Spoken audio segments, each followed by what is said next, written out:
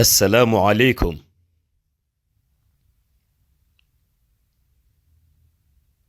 ñi ngi dellu si waat di ziyaare mbokk yu tedd yépp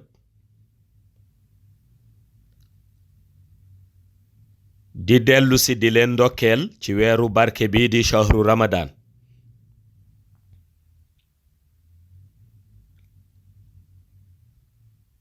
ñu fas yéene dellu si ci waxtaan bi nga xam ni moom lañu entamé woon ñu koy tuddee le cheminement vers Allah en rapport avec le dhikr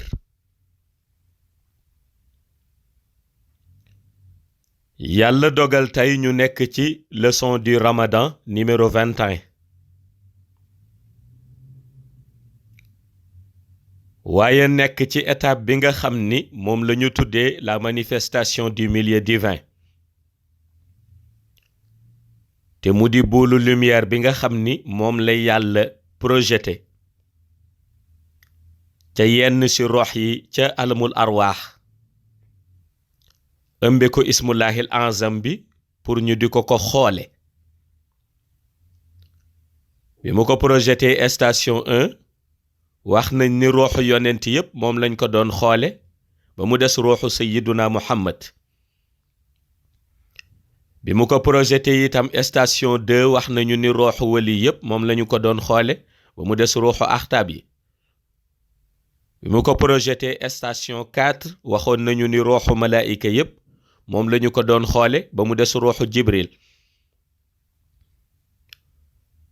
waaye su ko defee ñu nekkoon démb ci explication ruuxu malaayika yi ak seen dialogue ñoom ca le milieu divin tey yàlla dogal ñu fas yéene ñëw ci ruuxu yonent yi ak seen dialogue ñoom it dans le milieu divin waaye su ko defee ñu gis ni yonent yi dafa am particularité bu ñu am ñoom particularité bi mooy ñi ci yàlla yabal te muy 313 yi dafa am lu leen yàlla defal te muy nubuwa la ñoo tuddee la prophétie kon ñoom ay chargé de mission lañ moo tax seen organisation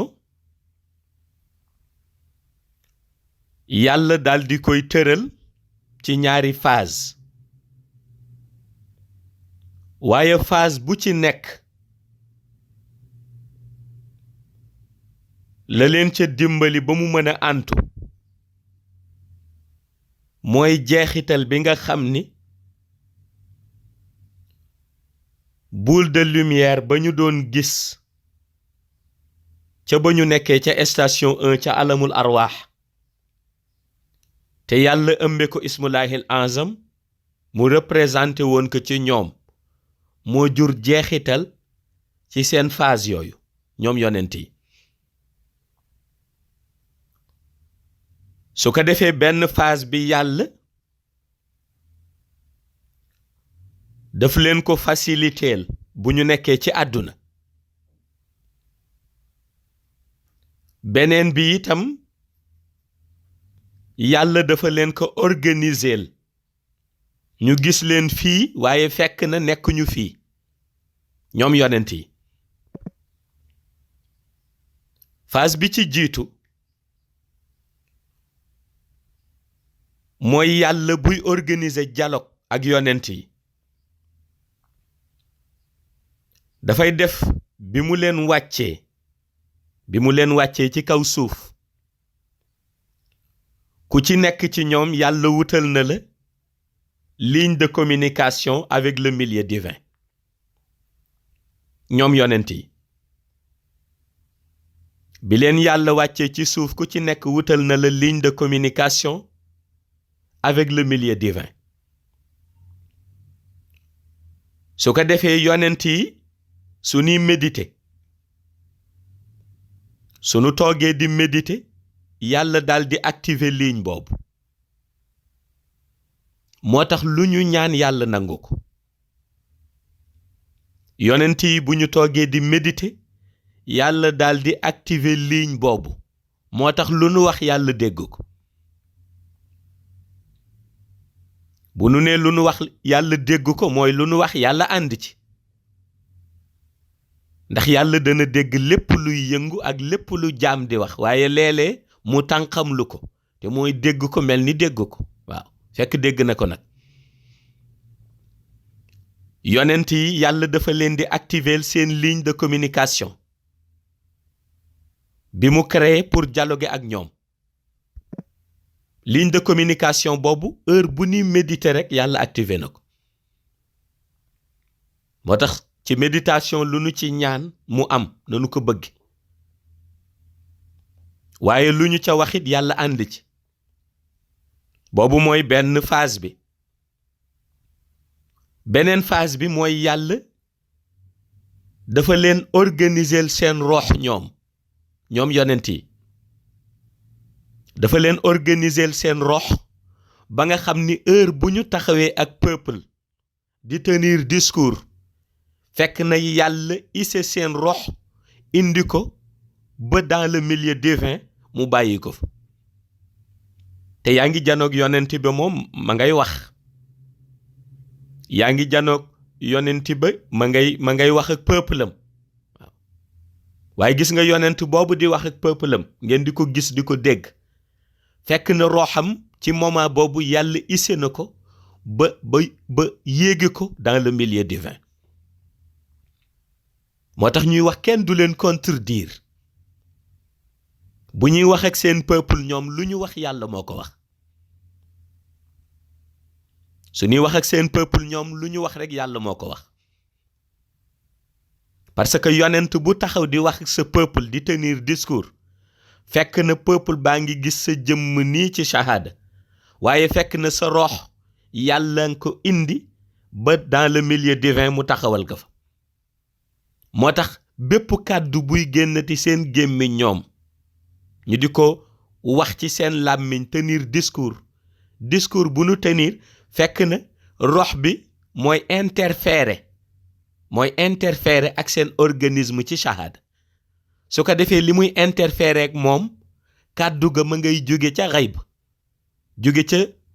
dans le milieu divin te kàddu bi yàlla dong lu mën a doon du doon leneen su ko defee ñoom ñu jaare ko ca seen làmmiñ jottali ko moo tax kenn du leen contredire ñoom yonent yi ndax lu ñu wax rek dafay fekk ni yàlla moo ko wax boobooy seen ñaareelu phase kon da nga gis ni seen phase 1 mooy seen ligne de communication bi nga xam ni heure bu ñu bëggee jokkoog borom bi activé ko waaye la ca ëpp bu ko borom bi dee activé mooy bu nu nekkee ñoom ci méditation bu nu nekkee ci méditation wala ñuy wax loo xam ni mënul xaar waaw lu mënul xaar borom bi activé ko boobu bu nekkee ci shahada dañuy ànd ak moom ligne de communication bi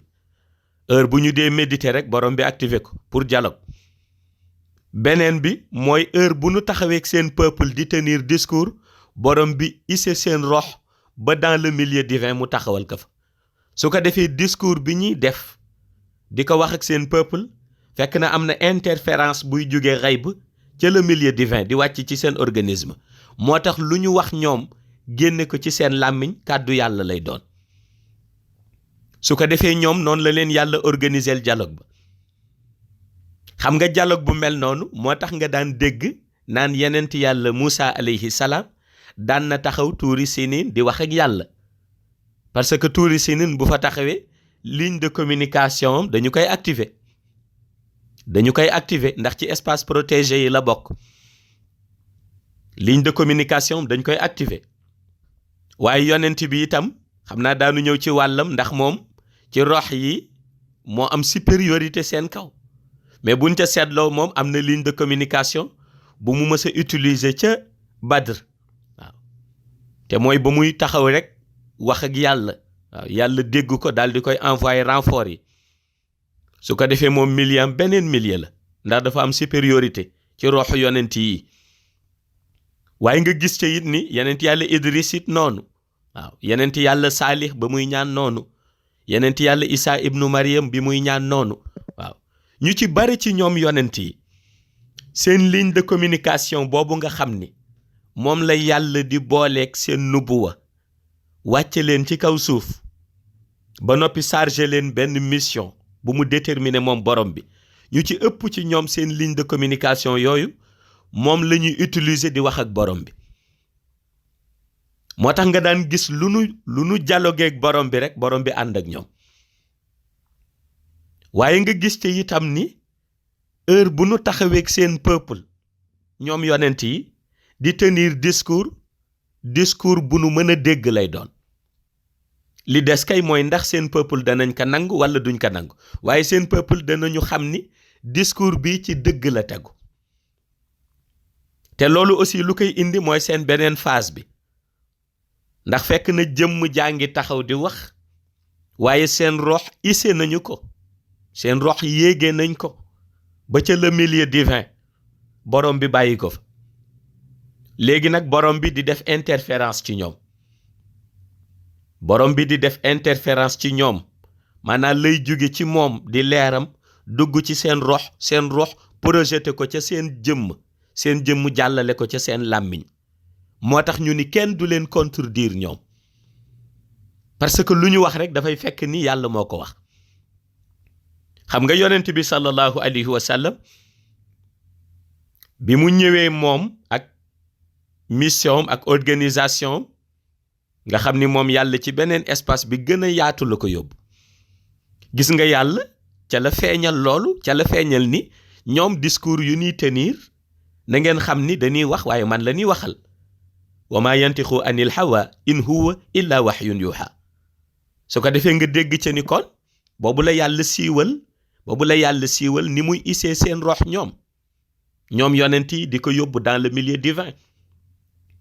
kon nga dégg ca foofu ni ñoom yonent yi seen dialogue ak borom bi daf ko organiser dans le milieu divin waaye ci ñaari phase bi ci jiitu mooy ligne de communication bi muy wàcce ak seen nubuwa ñu ànd ak jëmm ji ñoom ñëw ci kaw suuf di doxal mission su ko defee bu ñuy méditer rek mu activer ligne de communication